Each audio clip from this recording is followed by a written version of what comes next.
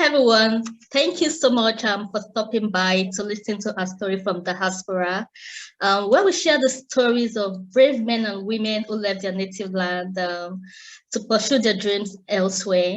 And today on the platform, we will be speaking with Umuna Brethren. Umuna will be sharing his unique story with us today. So before we start, we'd like to know more about you. Tell us more about you, where you're from, what you do. Okay, thank you, Grace. As I said, earlier said, my name is Brethen Umuna Igomoji. I'm from Nigeria. As you know, so precisely at Boeing State. I schooled in Boeing State University. And BSc nursing, though. After graduation, 2014, moved to Northeast, 2017, where I based as a humanitarian nurse. I worked approximately for 45 years, though, before moving to the UK. Yeah, still pushing my career, my dream, but mostly I work mostly as a humanitarian nurse. Got into UK, I'm an emergency nurse. Yeah, so it's the same part of profession. That's interesting. Well, yeah, this is a brief. On a lighter note, you have a unique name, Brethren. I've never had anyone who bears that name. Is that your real name, or there's a story behind it? No. That's my real name. Yeah, that's my real name. There's no story behind it. Yeah. Oh, interesting to know. So tell us, how was growing up for you in Nigeria? Yeah, I think every typical Nigerian guy has this African dream, or a young Nigerian African dream. Is something you're born with, and the society has made it that way. But along the line, most people have the opportunity from the start. Most others probably later in life. But growing up, it was quite better while I was growing up there, but along the line, it was not easy again. So, I say, losing my dad, 2011 changed a lot of things about me, like a whole lot about me growing up, I just have to stand for myself. Yeah, do a lot of things like see myself through school, has not been, it wasn't easy though, but you know what I mean? So then the society in the other way actually has made it in such a way that they're like expecting a lot from you as a graduate and all that. So, but I think I made a lot of decisions that but I felt it was so crazy, and it was a life-changing one.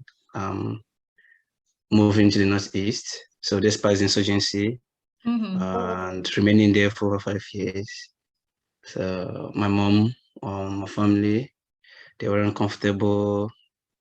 You have enough to tell some stories because you know what you survived from, surviving the guns, the bullets, and all that. But I was actually going to, ask you that because, I also grew up in Nigeria, and when we hear the North, especially doing our youth service, everybody wants to deploy, to the South. Yeah. So you actually, there's a comment you made. You said because of your love for humanity, not considering the security challenges in the North, you actually decided to take the risk to, serve in the North. So, what was your experience there? And did you, going by, what the recent happening, a lot happening there. Well, did you encounter any threat or dreadful situation, maybe because of your religion or your ethnic your ethnicity? Yeah. Okay, I will start this way. When I was deployed, the plan, it was purpose. It was on purpose anyway, going to Northeast. But the real story behind it was I'll be able to redeploy, on security basis. It's more or less easier. So I had this very close cousin of mine. my first cousin. So she's my closest person. So both of us, we said, okay, let's go to the north from northeast so that we can deploy easily, probably to the south. So that was the plan. So when we reached the camp, that was in Katsina State. That was a kind of north central. We did our camping. I wanted to submit a kind of a letter of my deployment. She was at the front, I was at the back. So when she stepped in with her own letter, I was at the door. I don't know what came over me. I turned. I told her, "Oh, girl, sorry, I don't think I'll be doing this anymore." She was shocked. What made you make that decision? Instantly, she started crying. You know where it is. You're in Nigeria. You're in Nigeria, you know where it is. So your life is 50-50 at that point. Of course, yeah. Yeah, she started crying. I told her, don't worry, you don't understand. You know, yeah, during the camping, I come in contact with some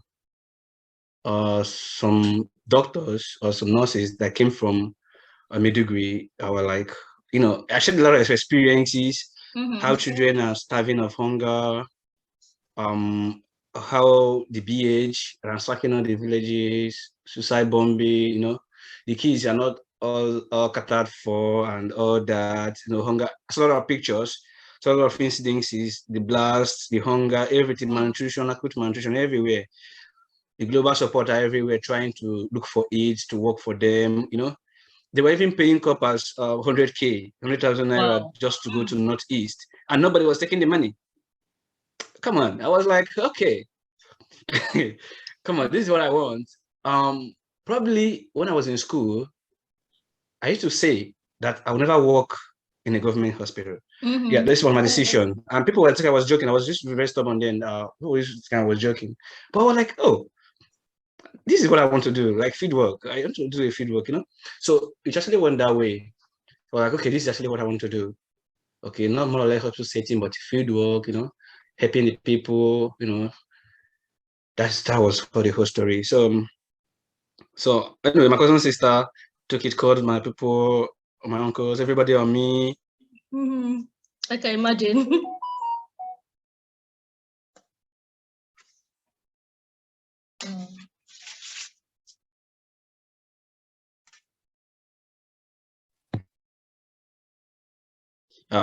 Sorry.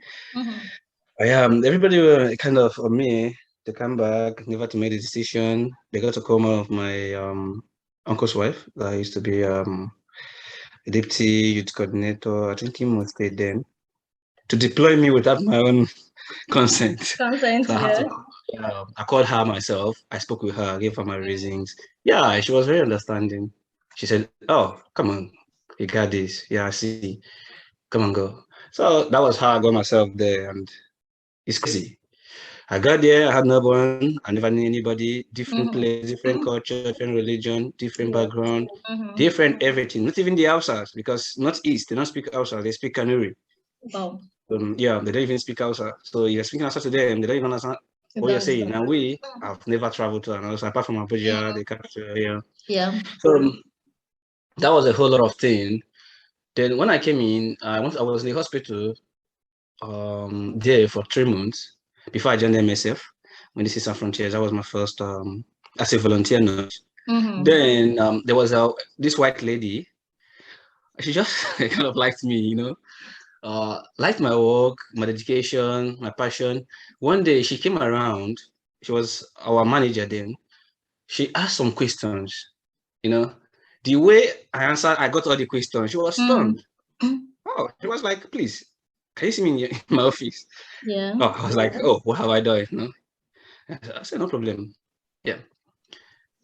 So I met her in the office. She said she's very thrilled. Like, where did I school? You see, she's just asking about my qualifications and all that, I thought that I did BSc, had public health in nursing and all that, Yeah, that's quite impressive.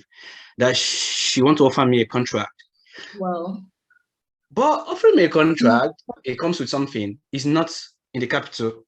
That's Maiduguri. It has to be in the bush where the insurgency were going on. Like, for me, this opportunity, if I lose it, because having a contract is like a stepping stone, apart from the volunteer work, Yeah. But oh God, I was like, okay, I got this. So I have to leave service uh, in my 3 months. So it was a hell of a anyway with the government. I have to leave e-service, then travel to where Kwamongonu. That's around Lake Chad, Lake Chad Wow. Basin. Yeah, that is after before Baga, Lake Chad Basin. So I Okay, was away there from myself. home. Yeah, and this place is from even the Brunei is like hours before you even get there. So it was so crazy. It was so crazy. On the way, lonely road, nothing was moving because people that go there normally go with chopper, just going in and coming out. So, but that very day we have to go. I joined the best team, so I had some other team members from Jigawa, Daijahu, and some other part of the country. I have some guys from Port Harcourt that joined that period. They came for support. That was a time Nigeria recorded the highest cholera outbreak in Nigeria. So, and Bruno then was leading. So after 3 months, I had with MSF. I think my mind actually got got so strong because one, I kind of stayed alone throughout my growing up. So I was able to adapt so easily. Yeah, so But you used to it. yeah, but I think what I was trying to get used to is insurgency stuff because a kind of you are sleeping, you start hearing gunshots from anywhere. So there is a drill, what military call drill, they normally perform every time.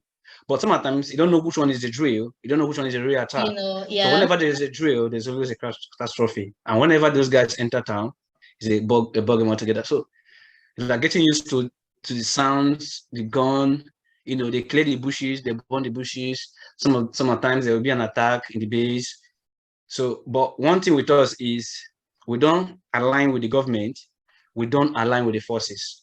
So you align with the community. Because if you align with other government or military, the BH will come after you. Yeah, because you have to be neutral. There's what we call principle of neutrality. Yeah, every humanitarian understand that. So you have to maintain the principle of neutrality. You don't support any religion, you don't support anything. Sure. So you don't even engage in anything, discussion or in that matter. So I think I got used to it. So everything was going well. So after 3 months with Amnesty Without Frontiers, I left, had another offer with International Medical Corps. That is a US-based organization, but to a hotter zone. That was around where the boys are, around Sambisa. Wow. Yeah. You actually were at Sambisa? The Gogo is there. It's around just some kilometers to Sambisa. So wow. Like Sambisa surrounds the LGA. So it was a whole lot of decision for me. They don't go by road. I can imagine. If you must go by road, it must be you're on your own, and you must go by military escort. So, but we went with chopper. Man, it was so, because when I went in, I was thinking it would be like the former place. But this one was worse. There was no building anywhere. Well, I can imagine I can just imagine what your experiences were, yeah. Go ahead. Yeah. So the only thing you could find are mud houses and all that. So yeah, we faced a lot of attacks within the town because I think around there, the boys penetrated a lot of times, and so probably I think one of my major incidents was when I was going with military escort back from that Damboa to Maiduguri town. We were attacked on the road. I know I never told anybody there, but a bullet nearly hit me anyway. Oh my God. I still have the shell with me currently. So I have the shell, like for real. The shell is still with me. So that very day was so disastrous. Like I saw death, I saw life and saw death. You saw death. But one thing about my movement is whenever I want to engage in that movement, I speak with my brother, which is Manus of King, like in case he didn't hear from me. And he understands. So guy, like I'm going to the bush. Please, if you see, know some... this platform is for brave men like you who share their stories. So I know sometimes I will ask him for his emails because he needs to sign up some forms and rest of king, he doesn't, and I told him, okay, in case. Okay. So that was actually what happened. Like after that incident, I now moved to Alima, Alliance for International, whatever, Alima, that's the name of the NGO. But that was Askira. That is after Chibok, where those 200 and something girls were kidnapped. Yeah, girls waking up, yeah. Askira is after Chibok. So Chibok is like closer to, the place is more or less after Chibok. So banding to Madagala, Michika, then towards the Kwa axis and Mubi in Dandabawa. So there's a whole lot of journey. That's quite an experience, But you know what? We'll go back to that for the sake of time. Let's just further ahead. So you are the founder of I guess an organization called Unite the Dreams of Nigeria. Tell us about it. Yeah. Unite the Dream is something I started working as like a kid, but I actually need like a basis. I believe that every child have a dream. I use myself, for instance. I don't feel like I can impart to a child or to any human being if I don't have experience. You could pass through something and you want to pass it down to people to tell them you could do this. I know how my background was for the beginning. I fought through lots of things before becoming who I am. And Uniting the Dream for me is an organization I feel like, oh, this will be a pet organization, NGO, a kind of a charity organization where I can reach out to some young ones they actually want to explore in their own world. Though I'm doing this, but I'm not making noise about it. I think that is one thing about me. I see it not like unlike what people do, using charity organizations names to make money. No. Yeah, name for themselves. I want to give out on my own. One, the ideas, experiences, help, finances, and to support not everybody, because it can reach out to everybody, but to some few. And in the other way, I've been doing this, and I have a lot of people this because I dedicate my time to guide them, to tell them, okay, this is this and this is that. And most of people, I support them with cash. Okay, you need money for this, you need money with this. But I think asking me now, I was really surprised, like, because I know I don't even like, even people that are involved, I don't even tell them this is this. No, I don't tell them. But I do it. Yeah, but would you like to share some of the projects you've been involved in with these young people you're assisting? Yeah, the project I've been involved with is more like counseling, financial assistance, and directing young ones in their pathway of life. Yeah, we all know the typical Nigerian dream, where a young guy just wants to make money overnight without working for it. You see me work for 5 years, but you just finishing school, you want to be like me. How does it work? And I will tell you, oh, calm down, the advices, the support, the help, all these are the angles I'm looking at, and all these are something I'll be doing on my own. But there are people that you think to help out. You think that at the end of the day, you see that, oh, they're actually money-minded. What they want to know is young guys, you are like, oh, they want money. You could tell, but I tried, no, this is not, I could support you, but I have to see the willingness. I have to see what you're doing. What are you doing to help out? Yeah. So these are some of the projects. And probably if you're in a humanitarian organization, you don't like loud your organization or a pet NGO because it has an effect. Of course, it was under the side, actually. But I know currently I'm putting up a lot of stuff I'm coming out with.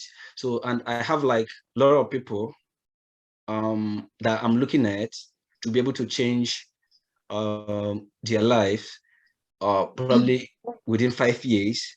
Well, as I said, it's not actually everybody, but if I can change like few people Mm-hmm. in their dream to get whatever they want or to be able to reach that point, I'm okay with it. So, and I keep as much as possible to keep in contact with these people. I know they don't know about this, but as I said, it's something I feel like giving back, you know, because I know how it is and just that. I So, understand. Yeah, that's a great initiative, and I really wish you the best, on that. So tell us, let's talk about your career. So, why nurse? What inspires you to become a nurse? oh, come on. Well, sorry, I will say I'm not like a typical guy. They will say, "Oh, why do you do nursing?" They say, "I love caring." I'm like, no, sorry to say, I don't know why I'm in nursing. Sorry to say, I don't know because this was not my idea. From the start, when I was in school, I wanted to do engineering though. So when I started coming up after my exams, I don't know. I was like, I don't want to do nursing. My dad actually wanted me to do medicine. I was to become a doctor. He got a concessional form for me, but then it was around 500,000. It was very costly then. But I told him that was a fact. That was the first ever thing I told my dad no.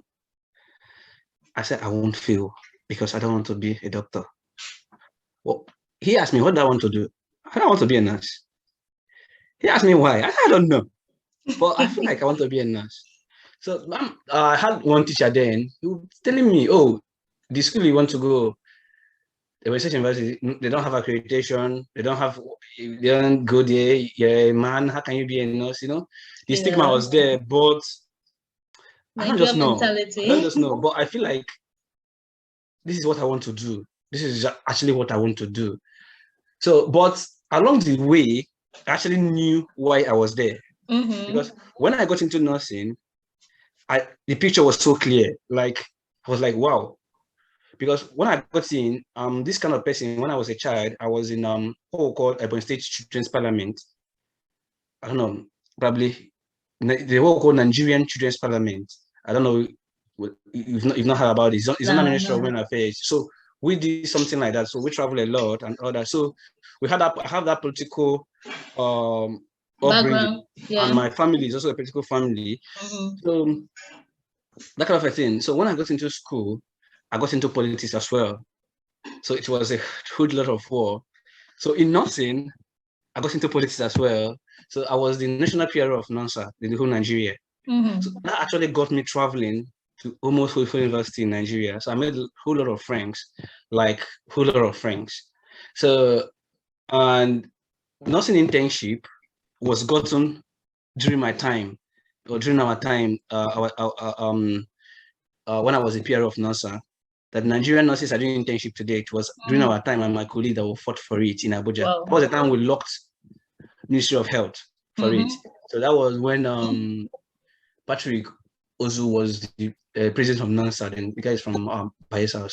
So I saw that change. I brought it in with some of my colleagues, Felix, and a lot of them. So we got it. I was like, okay, this is where I want to be, and that was it. So it was like, okay, it's actually probably where I wanted. Talking about change, Nigeria is one of the country with the highest rates of brain drain, because all our intellects, mostly our doctors and nurses, are relocating, leaving the country for better opportunities out there. So what's the fate of Nigeria, when we come to the healthcare sector? Okay. The brain, everyone lives.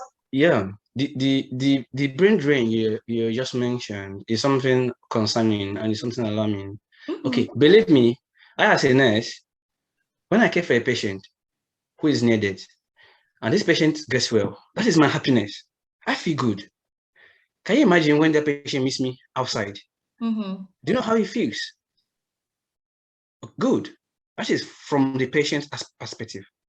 But coming to the government, what is the government doing to appreciate nurses, to appreciate doctors, to appreciate radiologists, to appreciate the physiotherapy, to appreciate the healthcare team? Nothing.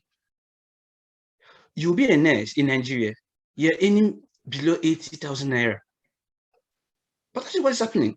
That's appalling. That is appalling. What can that do for you?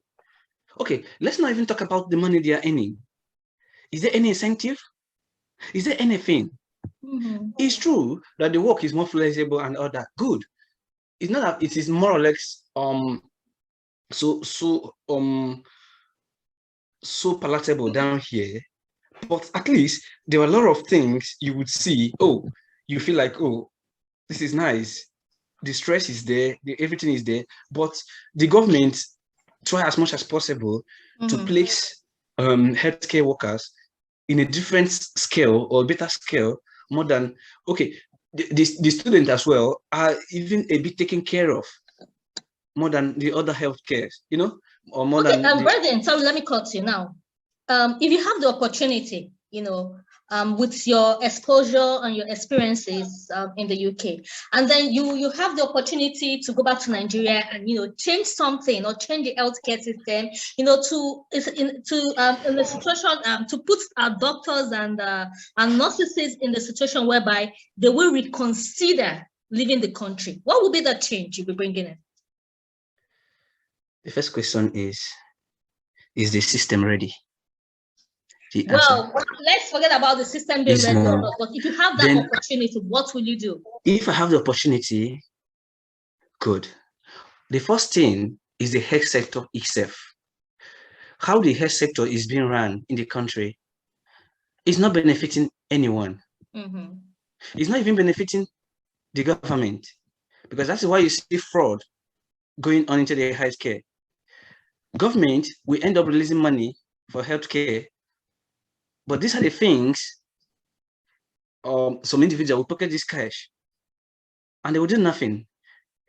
The buildings, the healthcare, the equipment, the allowances, these are the things, infrastructures, these are the things, the psychological being of being a healthcare worker in Nigeria. These are the things we should look at. And what about the organogram?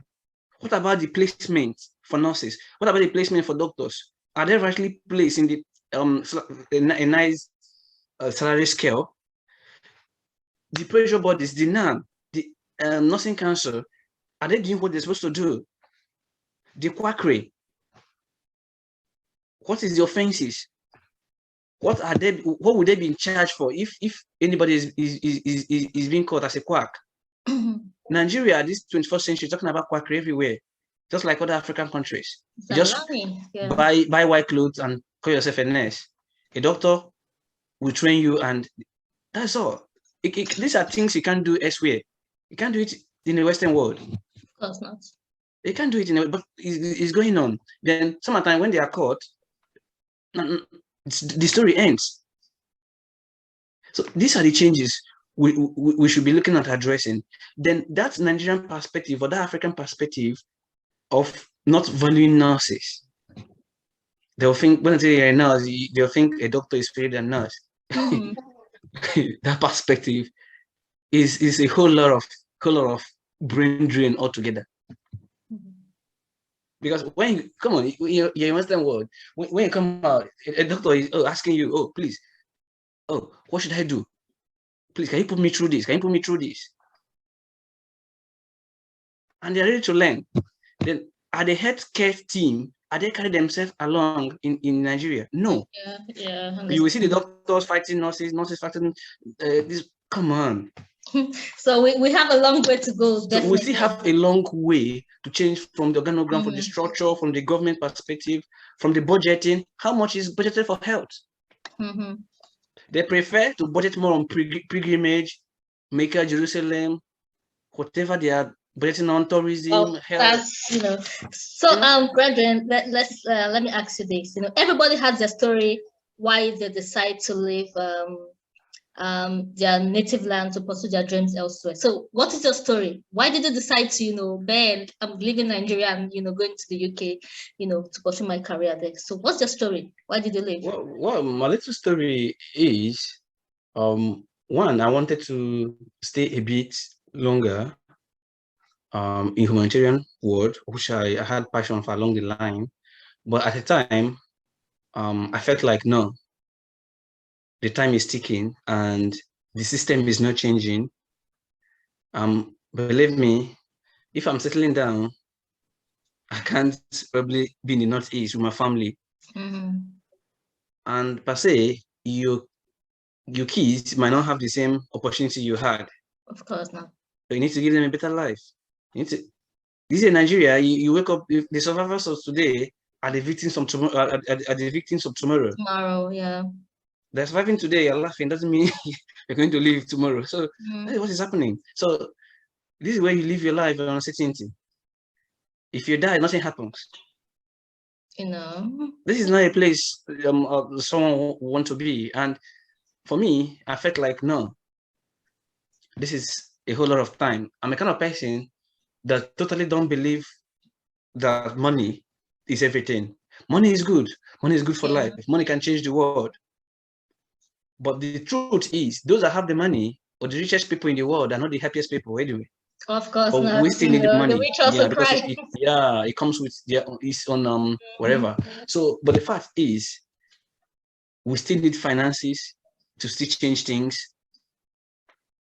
But the whole lot of things is revolving around security, job, both human security, both job security, and all that, and also growth. Yeah, and advancement. Yeah, that's a good one. Yeah, I understand your plight. So tell me, it's not easy starting out anywhere. You know, it's not even easy anywhere. So I was starting out for you in the UK when you moved over. You know, what were the challenges you encountered, and how were you able to overcome these challenges and now living your dream?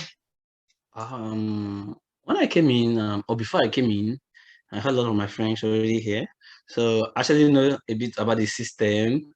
Like I was, unlike some people, will tell you I was not told. or I was not informed. You know? Yeah, that is actually the whole language. I was not informed. I imagine that's actually the language. So they will tell you it's rosy, is this, you it's see pictures. God when, God when. It's a Nigerian language, God when. So, but me, I knew a lot of things that, it's not as rosy. You know? Though you have to work, but 2/3 of your salary is going on bills, you're doing this, you're doing that, and all that. So I know of all that. So I kind of open my mind. So, but the only thing I find as much as possible trying to adjust is the culture. You have this culture that everybody here try to be sane, even though a British man is a gentleman. So the course say, you have to learn it with time, how you address them. Okay, like for instance, oh yeah, calling somebody lovely, my darling. Come on, if you if you do it back home, you can go scot-free. Yeah, somebody can fight you, read meaning. So these are things you learn to say or to act in the same way, to say sorry, to apologize, to be responsible for a lot of things. Something you could do and just get away for you, here you can't just call anybody anyhow. Even to know how to address people, have to ask people about their gender, it's crazy. So these are the things I bit try to learn how to. So then the living or the houses was a bit okay. The hospital as much as possible tried like accommodation and all that before we fall into place. But they tried it in all, But aside that wasn't the problem. Then mostly problem used to be the feeding or the food, trying to adapt to kind of food. But goodness, there are a lot of African stores. Thank God for that, Yeah, I can remember during my isolation period, I had a lot of foods that I'm not this fan of Western food right from time. So even till now, I don't still fancy them. So I had a lot of them. A lot of them got expired because one, I don't like it. I don't even eat it. So, but we're opportunity to have African stores. We picked some things we could. I know Irish potato is not my thing. But I got here. You have to get used to it because sometimes they're the only options.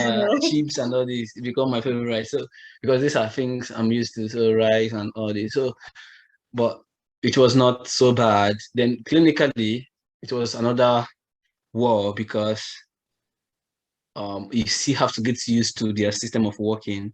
But though I never worked in Nigerian hospital, so I won't say I was used to Nigerian system. I was Okay. not. I was mostly in humanitarians, and I grew to a managerian position where I only do supervisions. I go to feed. I have like people I manage, sub managers, and others. So it was not something I just have to, learn the process, and queue into it, and like lastly, I was being my probation was over and I was fully qualified ED nurse. So I think when I came in within 3 months, I was already registered as a UK nurse, and within 6 months, I was already out of my probation and certified in nurse.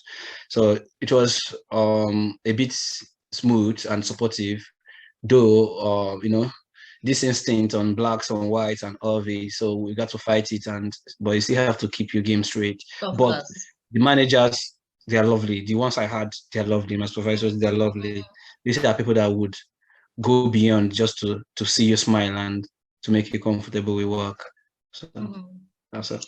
Well, you're lucky because at least you were warned before coming, So there are a lot of young people out there who are listening to you, who think, the ground is green everywhere, but just like you said, it's not really rosy, there are a lot of challenges you have to encounter. So for young people out there who will be listening to you, who aspires to get to where you are, what's your advice to them? Yeah, my advice to them is, there is a question I normally ask some of them, which they will call you. They want this one. They want to, ask them why. What do you want for yourself? Why and how? You see, if you know why you want to do something, not because somebody is doing something, you want to be like me. It can be like me. I'm myself. You don't know the decisions I made. You don't know what I've passed through. Just like some of my friends, I single-handedly brought myself out of Nigeria, single-handedly, without anybody's support. My mom got to know 3 days when I was leaving Nigeria. So as my family, the whole of my family. So, one, are you good within yourself? Establish yourself first. Because if you're good back home, you see that coming here, it will not be like, trying to hold here and hold home. When you're good at home, you see that, you could just come in here to start up very new. But ask yourself why. What do you want? If becoming a nurse is what you want, then why do you want to travel out? Some people will say, I want a better life. Who told you that coming here is a better life? You might not come here. You might come here. You might not be as stressful as myself or as stressful as another person. That is the point. But if you have your own reason, you want to move out. Like me, I was in Northeast. It was not safe for me. At the point, I needed to leave. And going back to the East was not an option. Yeah. Because me, I don't beg people for something. That is me. So these are the things I tell them. Build yourself first. Know what you want for yourself. Then follow that pathway. Because if you know what you want, that is when it will lead to the second question, how? I knew what I wanted. At the time, this is where I want to be. Before I ask myself, how do I want to? Then I start having answers. Because I already know what I wanted. Yeah. But somebody wants to be a nurse and travel out, but he doesn't know anything. He doesn't even know what people will tell you. I want to go to US today. Tomorrow they will tell you I want to come to UK. Next tomorrow they will tell you I want to go to Canada. Priority, I said, come on. They will tell you any way is a way. This is what we are facing. So we could get whatever we want. Give it time. That is another thing. Time. Work for it. Give it time. For me, when I started doing my IELTS, I did my IELTS 2019, my first IELTS 2019. So left to Nigeria 2021. You understand? But before then, I was working up for the expenses, for the bills, for everything that would take me to, But people don't want. They will get stuck to a point, no way again. probably they will start abusing somebody. They're asking for money, nobody's giving them money, and this will lead to depression, frustration, and all that. I know. But when you Yeah. take your time, give it time, it will. If it's US, it's achievable. Yeah. I've Yeah. had You're some right. friends that did NCLEX and voted for even before we left, but now some of them have the NCLEX, but actually knew what they wanted. Yeah, it's not easy. So I mean, it takes it's just not. It patience, takes time. It takes patience. focus. Yeah. But Patience is what yeah. But this African dream of a teen, it's typical Nigerian dream. Everybody just want to wake up overnight and drive Lamborghini. But it's not helping. And that's why they're indulging with crime and indulging in a lot of things just to get money. Yeah. Wow. I wish we could go on and on. There's a lot of questions I really want to ask you, but we don't have the time, probably we're gonna invite you some other time, but thank you so much. I mean, this is an inspiring story. A lot of people are going to be inspired when they listen to your story. And in case anyone would like to connect with you, maybe to support your foundation, or just to young people out there, who would like to connect with you, to get some advice, encouragement, and direction from you. Would you like to share your social media handle, so they Yeah. can For now, I'm working on a very large scale something, but probably I don't want to make it open for now until I'm done with it.